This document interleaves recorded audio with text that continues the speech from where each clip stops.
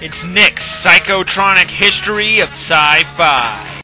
Howard Philips Lovecraft was a true master of the macabre, using science and logic to impose terror on people, instead of just atmosphere and monsters.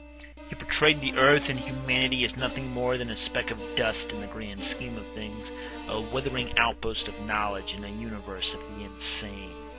Lovecraft is most famous for his tentacled monsters that have inspired a lot of Japanese animation, but terror doesn't come from squid-headed beasts oozing eldritch ichors. His monsters are often indescribable in nature, the characters losing all hope of sanity by merely looking upon them, becoming driveling idiots in insane asylums.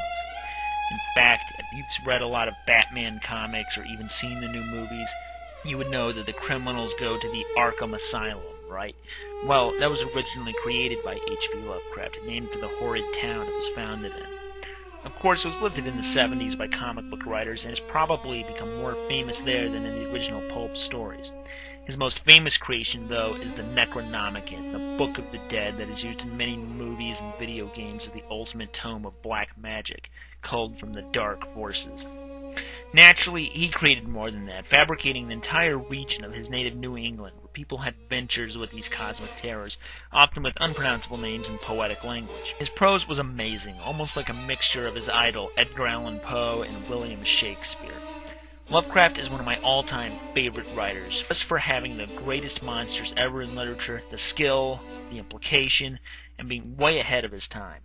Several movies have been made of his works, like Reanimator, Beyond the Wall of Sleep, and even a few art house movies like The Call of Cthulhu and The Whisperer in Darkness. But I think the best movie to capture his ideas, really put them into film, was a little John Carpenter movie called In the Mouth of Madness. Carpenter, the guy who directed Halloween, was very much a fan of Lovecraft and was able to really bring that sense of unseen terror to the screen.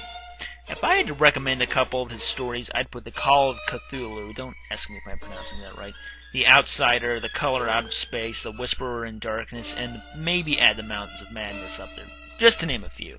If you haven't already, you should really check them out. You might like them.